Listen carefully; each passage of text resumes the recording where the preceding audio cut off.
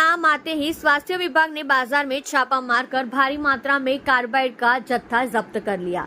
गर्मी का मौसम शुरू होते ही बाजार में फलों का राजा आम आ गया है। फिर आम पकाने के लिए इस्तेमाल किया जाने वाला कार्बाइड लोगों के स्वास्थ्य के लिए खतरा पैदा करता है।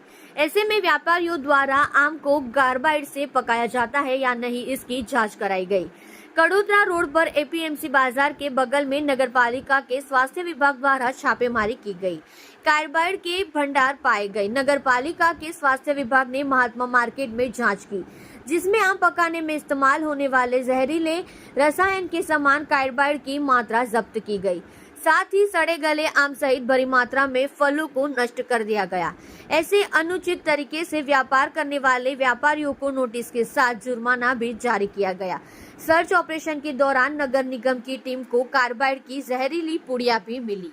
हुई दंडात्मक कार्यवाही खाद्य सुरक्षा अधिकारी बीके पटेल ने बताया कि गर्मी के मौसम में कच्चा आम खूब बिकता है।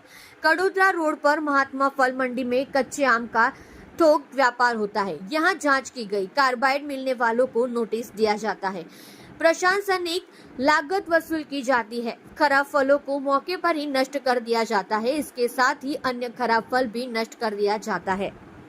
आप देख रहे हैं माटी की आवाज न्यूज चैनल को आनंद सिंह ठाकुर के साथ।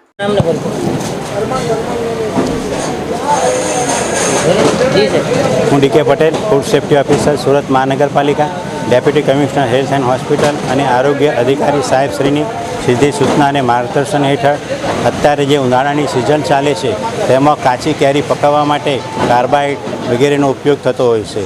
તો આજે ફૂડ વિભાગની ટીમ તથા આરોગ્યના સ્ટાફ સાથે મળી મહાત્મા ગાંધી ફ્રૂટ માર્કેટ જે રિંગ સરદાર માર્કેટની બાજુમાં આવેલ છે ત્યાં ચેકિંગ હાથ ધરવામાં આવેલ છે અને જે સંસ્થાઓ પાછી કાર્બાઇડ મળી આવે છે તેની સંસ્થાઓને નોટિસ આપવામાં આવે છે તથા વહીવટી ખર્ચ પણ વસૂલ કરવામાં આવે છે તથા આવી સંસ્થાઓમાં જો માલ સડી ગયેલો હોય ફ્રૂટનો તો તેઓનો સ્થળ ઉપર નાશ કરવામાં આવે છે। તેઓની નોટિસ આપી ચેતવણી પણ આપવામાં આવે છે અને વહીવટી ખર્ચ પણ આવી સંસ્થાઓ પાછી વસૂલ કરવામાં આવે છે।